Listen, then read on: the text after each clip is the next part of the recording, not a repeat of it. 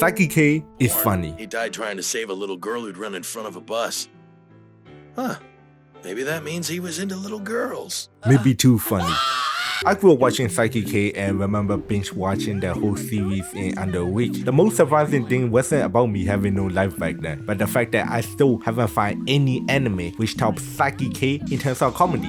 Is Saki K just funny to me, or is it just that funny in general? Because I take comedy very seriously. I got my humor from comedic people. I know what being funny looks like. So what part of the anime makes it funny? Well, before we dive deep into that, we gotta know that our main character, Kusosaki, is a high school student that possesses a wide range of psychic abilities. It can be teleportation, telekinesis, flight, invisibility, time travel, and that is only the tip of the iceberg. But despite his powers, he goes to great lengths to conceal them just to live a normal average life. But that clearly doesn't work out because he got an anime that tells about his disastrous life. Most of the show is Saki trying to get out of certain situations without revealing his abilities. Now, what makes this anime so funny? Well, for that, the building blocks for the whole show is the cast. The cool thing about each of them is that they represent their own anime trope and counters Saki in the sense of disrupting his daily life. Let's go over them one by one. Kaido is a delusional character who thinks he is fighting an evil organization called the Dark Reunion. He is a parody of Chunibyo type characters who are basically delusional people who think they are the main character, but he's just a regular ass dude. He often appears acting confident and brave, but mostly so cringe that other people don't really take it seriously, but he is an important character to the show. Nando is a dumb one, where even Saki, a literal god, can't even read his thoughts because of how stupid he is. He is a very straightforward character who loves his friends, who is kind and gets into a lot of misunderstanding, mainly because of his appearance. He is also the perfect counter for Saki because of his unpredictability and his weird sense of logic. Teruhashi is a combination of every anime girl with her beautiful looks, behaviors, but with an egotistical personality. Beauty is subjected in a way that people like different things, but in this world, she is the most beautiful girl, and that's a fact. And low-key,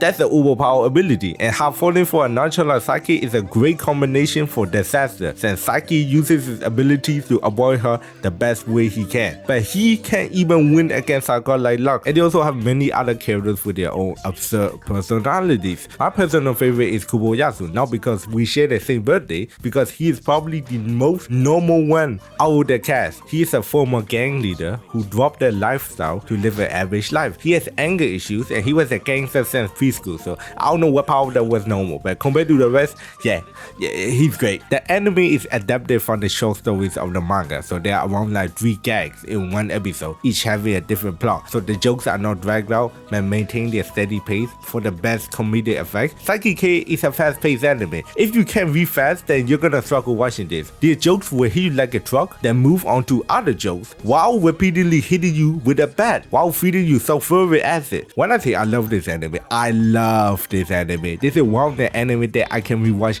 an infinite amount of times, and I still wouldn't get bored. It is also a type of anime where I can't really explain how funny it is, so you gotta have to like at least watch the first 3 episodes to figure it out. The main part of their comedy is their absurdism. Most of the situations they get into are normal daily shenanigans, but the way that they deal with it is what gets me. Let's look at the example that catches you off guard. In this episode, Saki turns Nando into stone because he broke his glasses, so he borrowed his father's, and due to anime tropes, when an anime character takes off their glasses, their eyes are gonna look like trees, but in this case, what the fuck? Oh, look at this.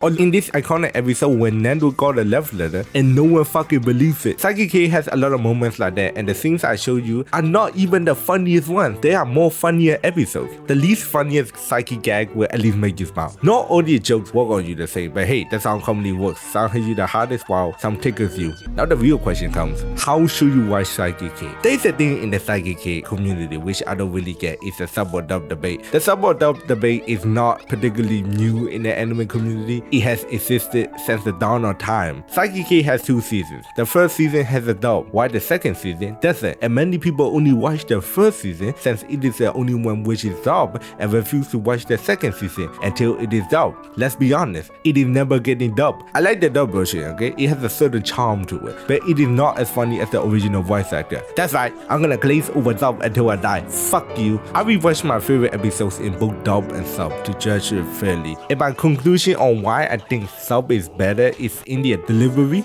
and the voice actually fitted the character. Maybe I may be biased because I've been watching sub my whole life. Dub is not bad. Watching dub has its own advantages. Like, you don't really need to read the subtitles and you can just listen to it like a podcast in the background. That's really cool. But it feels weird hearing Nando's pitch being higher in the dub. Like for this same example. I'll scare them so hard they wet their pants. Hey.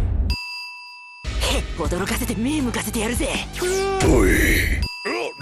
You see this and you're telling me dub voice is better than sub? Unbelievable. I understand if you've been watching dub for your whole life. I get it, it's your preference. But what I won't get is you watching the dub version because you couldn't understand the sub even though you've been watching sub your whole life. I'm genuinely disappointed if that is you. Another reason why I think sub is superior is like what I said, the delivery. Let me expand on that. The characters talk so fast, not because they're running out of time or some shit like that. I mean, it might be like that, but it's to deliver the joke as fast as possible before our brain catches on. And these comedies originally are made for a Japanese audience, so of course I'm gonna watch it in the intended language. I'm gonna understand 85% of the joke because I don't know the language, but it is better than the dub version, where some jokes are changed due to the language barrier, so some things are just off. But that's just my opinion though. Fuck you. Anyways, honestly, Psyche K will always be my #1 comedy anime. It added to my humor and made me realize, anime can be funny. I just be watching the wrong shit. It also made me realize, damn man, I don't remember the last time I laughed at the anime so hard. I went online to see any new comedy anime out, and guess what? Rom-com.